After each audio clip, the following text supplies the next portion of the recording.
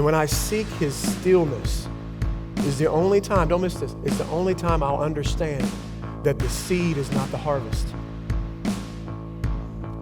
That when God speaks to me, something new, he plants a seed in me.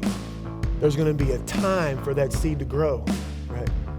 And if you're not pausing with him, you're going to want him to speed up, and you'll think the seed is the harvest, and you want to pull the seed out of the ground. Well, are we ready for Christmas? Like, are you literally ready for Christmas? There's a few. A few of you raised a couple of you are giving a fist pump. Some of you look nervous. I'm telling you, you don't got much time. Like, you got like 20 or so hours. You better speed it up. You know what I'm saying? How many people? All the food's bought?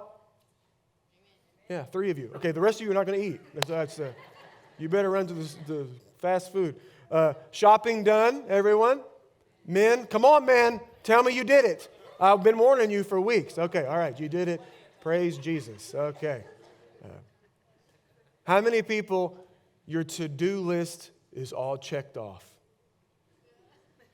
Yeah, some of you. Okay, you just got nervous again. Okay. Doesn't it feel good to check off a box in a to-do list? Yeah. How many people, let me get another survey here. How many people are ready for the hustle and the bustle of this December to stop? Yeah. Newsflash, it won't. See, the truth is this. In our culture, it's nothing but hustle and bustle. 24/7, 365. Every December should remind us of this problem that we have in our culture, that it's hustle and bustle all the time. In fact, in our culture today in America, the American dream isn't a nice little house with a picket fence. It's hurry and acquire. Get more so you can do more. Go fast. Hurry up. You better speed up because they're passing you up. See, our culture today doesn't know how to pause. It doesn't know how to rest. We are addicted to adrenaline. Studies show that the average American today is sleep deprived. On average today, Americans sleep 2 hours less than we did 50 years ago. And I would have to connect some of that to these cute little devices that we all carry around with us, right? That we are completely addicted to. Where you can be connected with whatever it is you want to be connected with all day long. Most Americans today are consumed with consuming, with having, with buying, with obtaining, getting, acquiring, and receiving gifts. Culture's motto is this: speed is the key to success, when in reality, speed is the enemy of depth. And what hurry produces and this need for achievement and gaining things and earning things is stress, anxiety, anger, exhaustion. It's living in a hurry. Are you living in a hurry? Job chapter 20, verse 18 says, they are unable to relax and enjoy anything that they've worked for. Does that describe you today? Do you have an issue with pausing? Do you have an issue with resting? I found a little quiz for you. Can I ask you some questions this morning? All right, you just take a little report card check on yourself. Number 1, are you typically in a hurry? Are you typically in a hurry? Therefore, are you irritable most days? Are you hypersensitive? Do you get offended easily? Are you critical of everything that's happening because you're in a big hurry? Number 2, is your to-do list usually long? Or let me rephrase that. Unrealistically long. How about this one? Do you use days off to catch up on unfinished work at the house? Could it be your priorities are out of order? How about this one? Do you check your cell phone during church? I already see you, so I already know who the culprits are.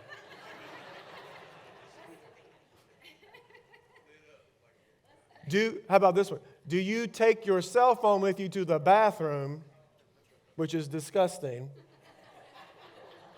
because work might email me, that person might text me. You're restless and you believe in the myth that you can multitask things.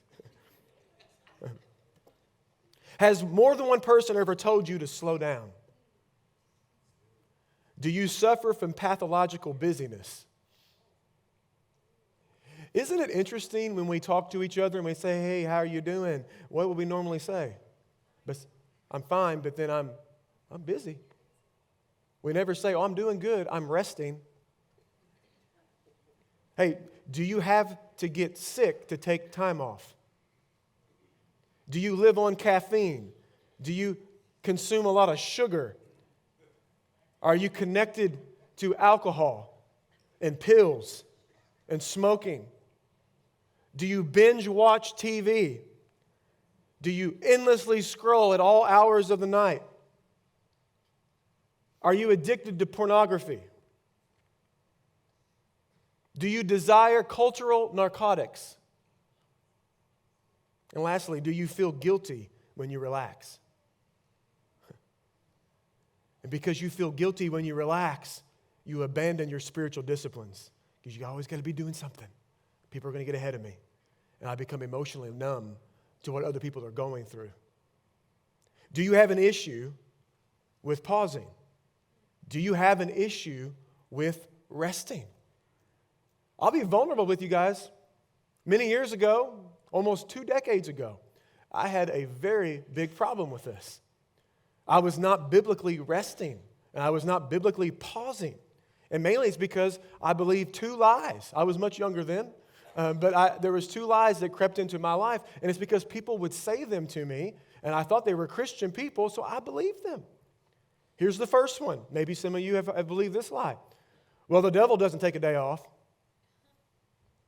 The devil don't take a day off, so you better not take a day off. He's always going around doing stuff. You better get going, Justin. Right. But then I started reading the Bible, and I realized, the devil ain't got no power over me. He's defeated. What am I worried about? Of course he don't take a day off, because he's already lost. Like, he's got to try to do anything he possibly can, right? We give the devil way too much credit. There's some of y'all call me, the devil's after me. Why are you scared? Like, what are you scared of? He going to whisper in your ear? Ooh, scary, he whispered. Like, what's your problem? Like, I am not, we should, as believers, never be scared of the devil. Like, ooh, right? Here's another one. Boy, I've heard this one a few times. Well, Pastor Justin, Jesus didn't take a day off. He didn't take a day off, so you don't get a day off. And I believe that early on, that, well, that's right. If Jesus didn't take a day off, I don't deserve a day off, so I got to work all 80 hours, 90 hours a week, whatever. I got to do this and I do that. But then I started reading my Bible. I realized 2 things. Number 1, I'm not Jesus. Number 2, he did. In fact, they had to wake him up one time. We're like, wake up, Jesus. Like, quit resting. Wake up. We need you to do something, right? But as I've been on my journey in following Jesus, there's some things that I know now about pausing and resting and the value of it. Now I know there's a rhythm of rest and a pace to peace. There's a rhythm in resting, and there's a pace of peace. And this little thing called this pace of peace and this rhythm of rest is going to be found when you Sabbath. And now I know, in my journey as I follow Jesus, I also know that our work and our rest are a partnership with God. Not just my work. Because some of you are like, oh, it's my work. Yep, God's going to use me through my work. I got to keep on working. But your rest is a partnership with God too, because when you're resting, He's working and I'm trusting while He's working. I also know that resting is trusting and pausing is faith. That as I'm resting, I'm trusting Him, but when I'm pausing, it takes faith to pause and trust that He is my provision. Y'all listen, Jesus was never in a hurry. We never see in the New Testament where Jesus is sprinting around frantic, like, oh, what are we going to do, everybody? No, I imagine Jesus just kind of going through like, y'all need to calm down, and y'all need to calm down. I'm here. You just need to follow me in my pace. The number one enemy to your peace today is hurry. It's hurry. Because when you hurry, you're not trusting him because you're not resting in him, and you will not have peace. Exodus 23, verse 29 and 30, God says, "But I will not drive them out in a single year, because the land will become desolate and the wild animals would multiply and threaten you. I'm going to drive the ones that are actually there in the promised land," don't miss this, "a little at a time, until your population has increased enough to take possession of the land." Some of you here today, you're already pushing back when you read that. Like, well, why wouldn't God just do it in a year? Why won't he just answer my prayer right now? Why won't he do it at my pace, in my rhythm?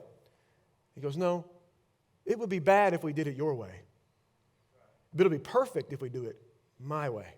Because my rhythm is a rhythm of rest, and my pace brings peace. So here's the thing. There's a pace to the promises of God. So when God speaks a promise in your life, he also brings a pace to when he's going to bring it. And you got to have patience to not run out in front of him and try to bring the promise to happen on your own fruition. You're not God. You can't. There's a pace. And he decides the pace. And it can seem slow sometimes. But when it's slow, know that he's growing you and he's transforming you. There's purpose to his pace. And there's peace. Therefore, we got to understand this, that God considers rest as important as work. Your resting is just as important to him as your working. In fact, your resting is part of your calling. Right? Exodus 31, verse 17. "Is a permanent sign of my covenant," this is God speaking, "with the people of Israel. For in 6 days the Lord made heaven and earth, but on the seventh day he stopped working and was refreshed." Why did God not work on the seventh day? Was he tired? No. God's never tired. Two things. Number one, he was done. He did it in 6 days. He don't need a seventh day. No, he's done. And he said it was good. What does he mean? It was perfect. God is the only perfectionist. Oh, someone just got convicted. So if you say, I'm a perfectionist, you're actually lying. You're just someone who wants control of everything. Right? Like, he's the only perfectionist. There's those of you here today, you think you're a perfectionist, you actually say it like a badge. I'm a perfectionist. No, you're not. You're not perfect. He is the only one who creates perfect things. You can be obedient. The other reason why he paused, he was done, but he's showing us an example. That you work 6 days and you rest on the seventh. Because he knew that we would need to be refreshed. Think about parents. Think about the joy you have when you get to watch your child sleep. You ever been there before? When you see they're just in peace and heavenly peace. They're just sitting there sleeping. That's the smile that is put on God's face when he sees us resting. Psalm 21, verse 1 and 2. "The Lord is my shepherd, I shall not want. He makes me to lie down in green pastures. He leads me beside still waters." He makes you. I want you to know this. You can either lay yourself down and pause voluntarily or involuntarily. Okay? But here's the thing. To give God my best, it requires rest. Or you'll be stressed. And instead of a child sleeping in heavenly peace, you'll be like that one child. Y'all have had that one kid that will not sleep. Like, somebody come in here and do something with this kid. They're kicking. They want me to tell another story. I've told 6 stories already, and they won't go to sleep. Right? But so many of us today, we're not sleeping in heavenly peace. Some of you probably didn't even sleep well last night because you're all stressed out. And I'm not talking about stress like when just something quickly happens, like a snake walks in the room, you're like, whoa, hey! Right, now that's acute stress, and that's a good thing. But chronic stress is a bad thing, right? A stress that you live with over and over again. if you all need to understand, some of y'all might know this, some of you might not, but physically your body was not created to handle chronic stress. That's why some of you are sick all the time, right? It's chronic stress. So here's the question. Why do so many people live chronically stressed? Why? Let me give you 5 things that cause us to live stressed and cause us to actually live very hurried lives. Number 1, misplaced identity. Misplaced identity. This is you basing your worth on your work, right? You don't understand the difference between your net worth and your self-worth. You believe you have to achieve a lot to be worth a lot, right? So you're busy on your grind all the time because you think, well, if I do some things and people approve of me, well, then I'm worth something. And if I don't, then people won't approve of me and I'm worth nothing. Ecclesiastes chapter 10, verse 15, Amplified Version says, "The labor of a fool so wearies him because he's ignorant that he does not even know how to go to a city." Let me translate that for you. If you work so much and that's your sole focus is your work and you get your worth from your work, you are a fool and you won't even know how to get back to your house. You're so wrapped up in your work, and your work has become your identity. Number 2, materialism. What's materialism? Always wanting more, never satisfied. Proverbs chapter 23, verse 4 and 5. "Don't wear yourself out trying to get rich. Be wise enough to know when to quit. In the blink of an eye, wealth disappears, for it sprouts wings and flies away like an eagle." We all know that in December, amen? But here's the serious part of this. Many of us spend the first half of our lives sacrificing our health for wealth. Let me say that again.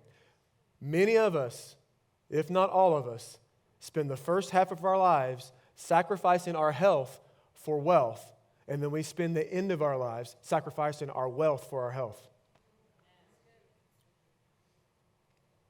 Luke chapter 12, verse 15. "Then he said to them, 'Watch out,'" this is Jesus speaking, "'be on guard against all kinds of greed. Life does not consist in an abundance of possessions.'" Number 3, envy. Envy. Another reason why you're stressed and hurried. Envy is trying to be like others or keep up with the Joneses. Their kids do this, so our kids must do this. Their kids are playing this sport, well, our kids need to play this sport. Their kids got this toy, well, I need to make sure they buy them this toy.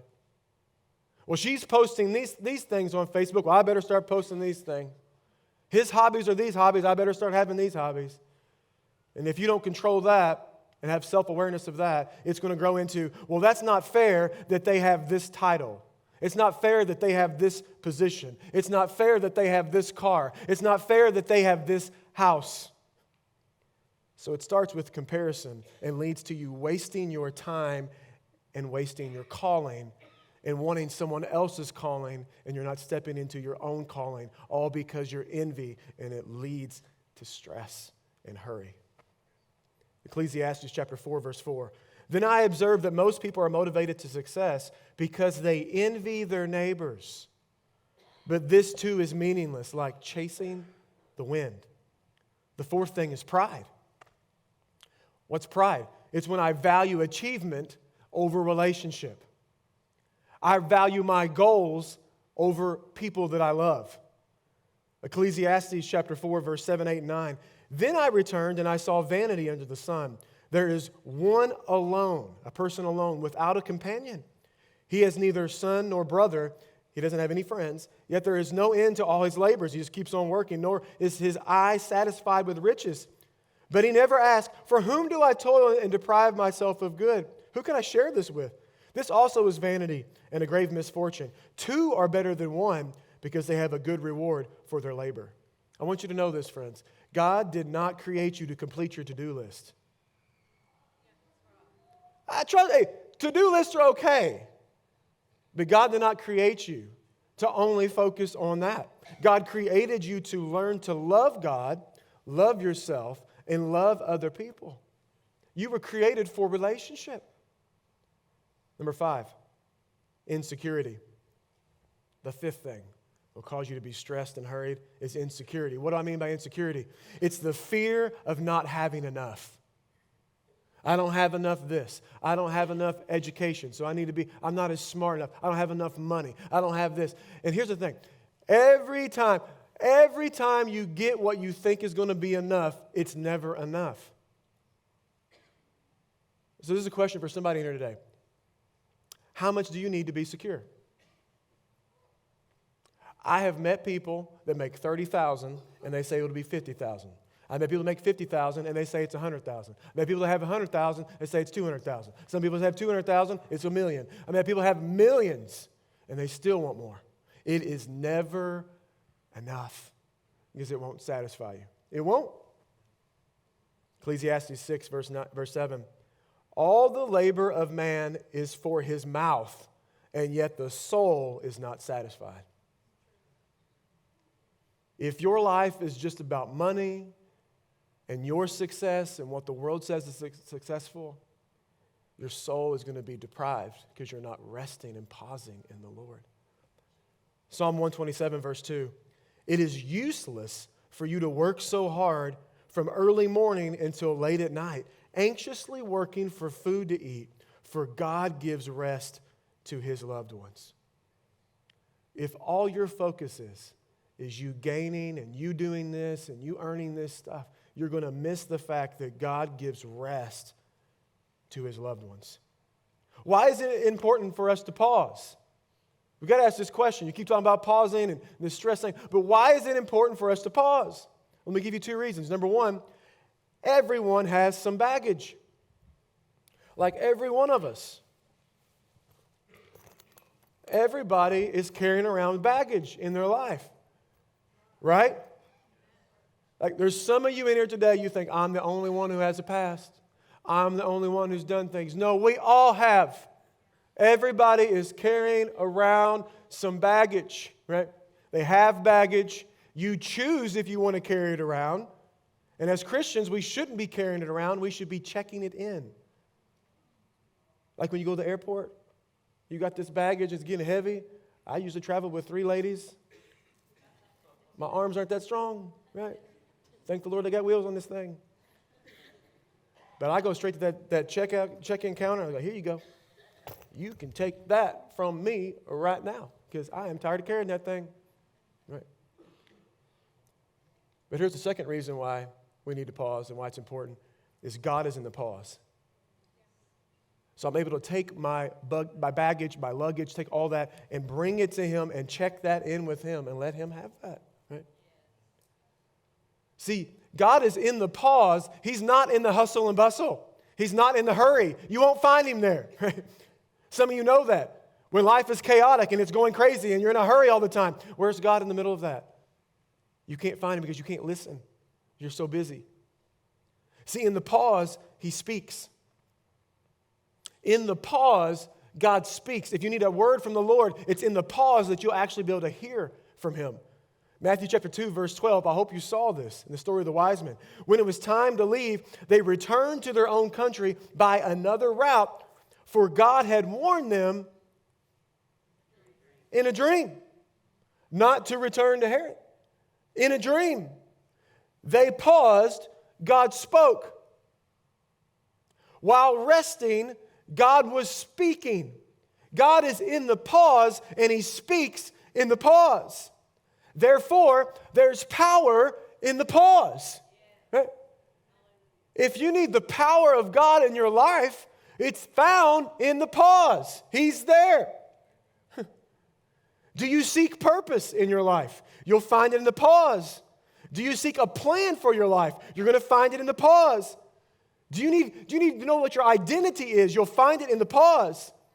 If you need to get focused in your life, you'll find it in the pause. If you need strength in your life, you'll find it in the pause. If you need peace in your life, you will find it in the pause. Why? Because in the pause is where you'll find his presence. And in his presence, you find peace. And we are to live a life that regularly pauses to be in the presence of God. Regularly pauses. But how do I pause? How do I do this? Pastor Justin, that sounds great. I want to do that, but how do I do that? Let me give you 4 things. Number 1, I got to remember His goodness.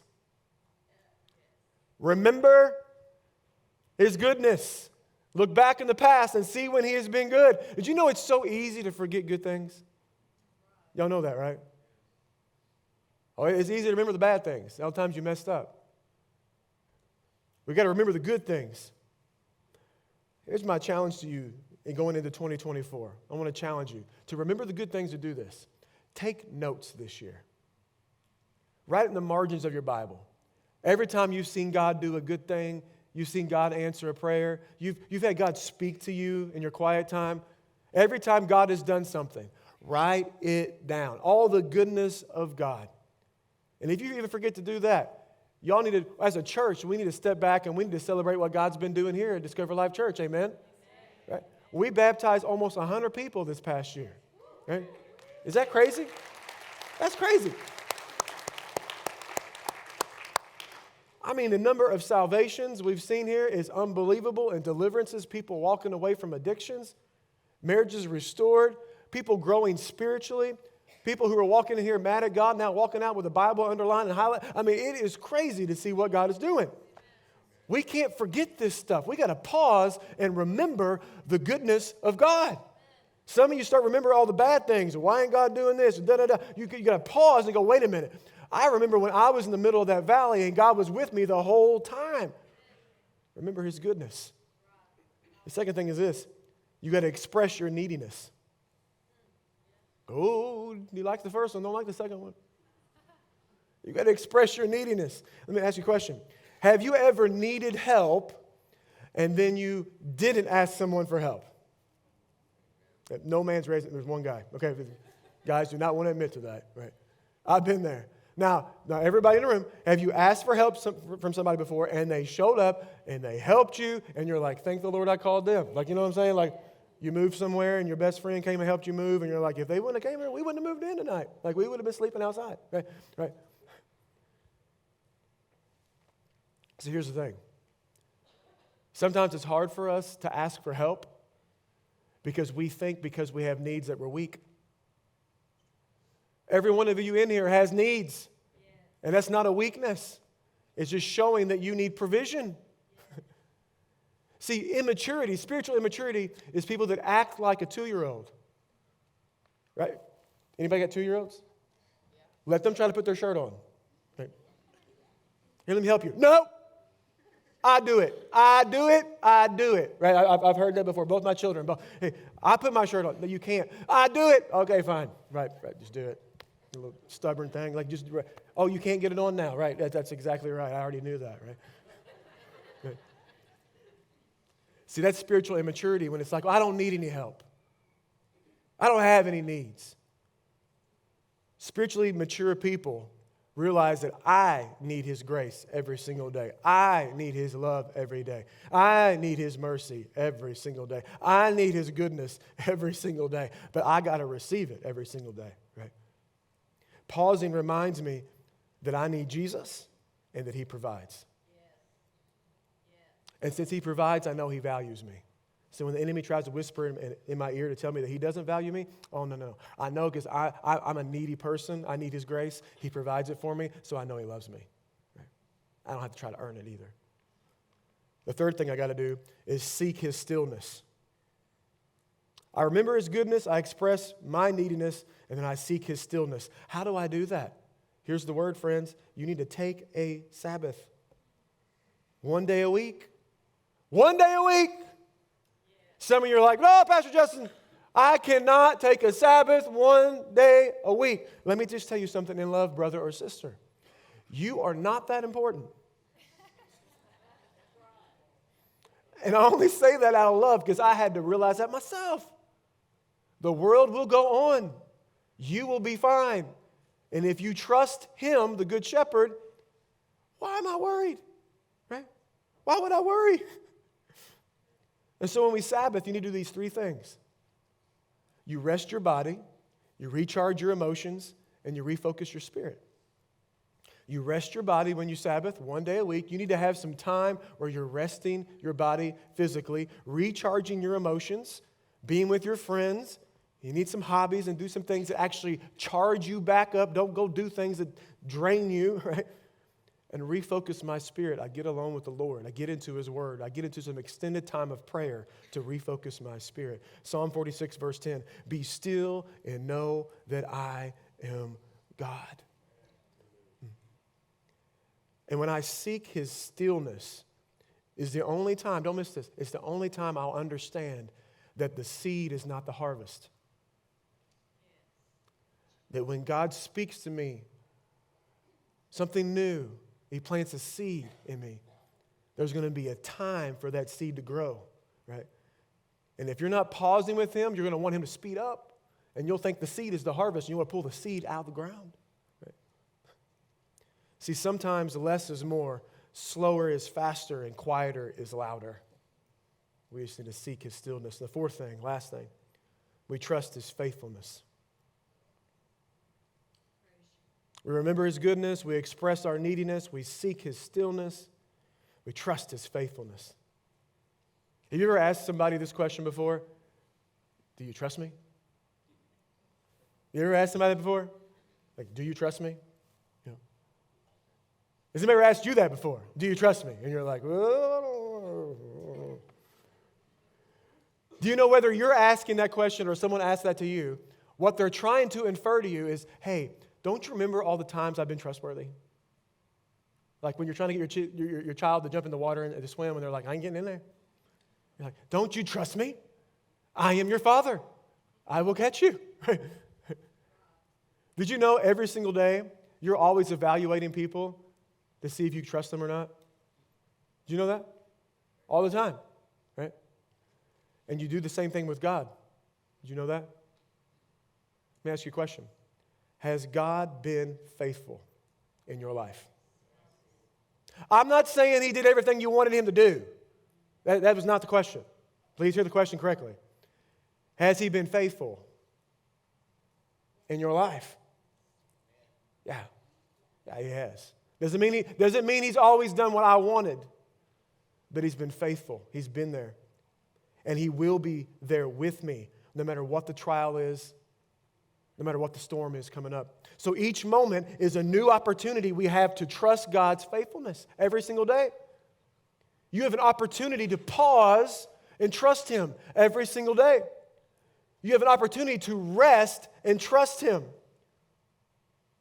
Will you do it in 2024? My challenge for you in 2024 is to start your morning and end your day with Psalm 62, verse 1. Start your morning, end your day. Psalm 62, verse 1 says this: truly my soul finds rest in God. My salvation comes from Him. My soul finds rest in God because my salvation comes from Him. I can rest because He is the one who's provided me with everything that I need. But I'm telling you right now, if you seek peace in your life, you don't want to hurry, you don't want the stress, but you want peace. You want the peace of God in your life. It's only going to happen in the pause. And I'm telling you, you're only going to pause if you're going to follow the Good Shepherd. You're only going to rest and you're only going to pause if you follow the Good Shepherd. Let me explain it to you like this. Can you come here? Hopefully this will help this illustrate just a little bit. So in the illustration here, I've got the Good Shepherd. This is the Good Shepherd, okay? And I'm going to be the sheep. Right? So I want you to notice when we're following the Good Shepherd, we're supposed to follow, right? As Christians, we follow the Good Shepherd. We're the sheep, He's the shepherd, right? Notice the shepherd leads from the front. Do you notice that? There's some of you here today, you think that the shepherd leads from behind, and you're up here and he's beating you and kicking you and trying to tell you better go do this and pushing you from the back. That's called religion. And some of you in here today are confused, You hear about a God who's loving and you think, no, he treats me like cattle, like he hits me, and like, no, God's never done that, ever. He leads from the front. He leads from the front. And so we follow him from here. And as we follow him, he walks. Our job is just to follow. Doesn't matter where he goes. We don't try to get out in front of him. He's too slow. He's too slow. I want to sit by Jill. Like, no. I just keep following him. Wherever he makes a left-hand turn, I make a left-hand turn. He makes a right-hand turn, I make a right-hand turn. I just go wherever he tells me to go, however fast he wants to go. And I just trust him wherever he's going, right? But then sometimes he'll tell me to pause. It's your choice. I can pause. I keep going, right? It's hard for us sometimes when God says, stop. I need you to serve right there. Keep doing what I called you to do. Don't go anywhere else. You just stay right there. It's tough because we're sheep. We get a little restless. Now watch this. This is what happens with sheep. You know, sheep's neck, like they can't look like this. You know, like if a sheep turns, you got to turn their whole body. And the sheep will do this. They'll turn around and they'll look out. And then sometimes they'll see stuff that scares them. They'll see a predator. So the sheep, they'll turn around and look, and they're like, oh, wow. So they can't see the shepherd anymore. The sheep start looking around. They're like, oh, what's going on? What's going on? Ah! And the sheep start doing this. You ever been there? You took your eyes off the shepherd, start turning. I can't see the shepherd anymore. I see that. Whoa, I'm getting out of here, right? But here's the thing. As long as I continue to follow the Good Shepherd, I know that if he's got my front, he's got my back, right? If he's the God who created everything and spoke everything in motion, there's nothing that he can't do. So I'm not worried about what's going on back there. I'm just going to keep on following him, right? If something happens, storm comes, whatever it is, I'm not worried about that. My past is back there. I'm not even going to look back at that. I'm just going to keep on following him. I'm just going to keep on trusting him. And I'm not going to look over there. I'm not going to look to the left. I'm not going to look to the right. Yep, he turns right here. I don't care. There might be some stuff back there behind me. They might even be closing in on me. I'm not even going to worry about that right now. And so I just keep on going. Oh, he's going to go up the stairs. I'm just going to follow him up these stairs. Whatever he's going to do, I just keep on following him. I'm not worried about what's going on back there. And the reason why I don't worry about what's going on behind me, because I trust in him. And the word says that if I'm following the Good Shepherd, there's only two things that are behind me. It's the goodness and mercy. That's it. Right? So I follow the Good Shepherd, and goodness and mercy is following me. Right? So I might have this baggage. I might have some stuff that's weighing me down. I might have some worries that I don't want to deal with. I don't know what to do with all this. You say, well, I can check it in. I'll tell you what, I'm going to check my bag in with Jesus right now. Jesus, here's my bag. I don't want to carry this thing around anymore because it's heavy and I'm not very strong because I'm just a sheep. But here's what, I'm going to take this out before I give it to you. And here, you can have my baggage, Jesus. And what I'm going to do is I'm just going to lay down and rest. I'm just going to rest right here, right? And this is the only way we can rest, is when you're following the Good Shepherd. He allows me to lie down in green pastures because goodness and mercy is going to follow me everywhere I go. So I'm covered no matter which direction it is. I'm protected, and I can rest. Amen? And there's some of you here today. The reason why it's so much chaos in your life, because you're not trusting the Good Shepherd, that he's got your front and your back, and the goodness and mercy is following you. And so all you do is stand out here, you carry your baggage, you wander off. Some of you need to come home today. Check your baggage in. Pull out your pillow. It's time to rest in the Lord. Find peace that surpasses all understanding. Amen? Well, hey, everybody. Thank you so much again for watching this video. Remember, the place of peace is where we want to be, and it's in his presence And there's a pace to that. We've got to pause, slow down, get into the presence of the Lord. Thank you again for watching this. Let me pray for you real quick. Father, I thank you so much that you are in the pause. And we have the opportunity to just pause and rest in who you are. God, we thank you for your presence. God, I pray for every person who's watching this, who's watched this video, that they wouldn't just stay out in the hurry and the hustle and bustle, but they'd run into the pause, into your presence, and be changed forever. In Jesus' name, we say, amen. Thanks again for watching this video. Click the subscribe button. We got some more content coming out.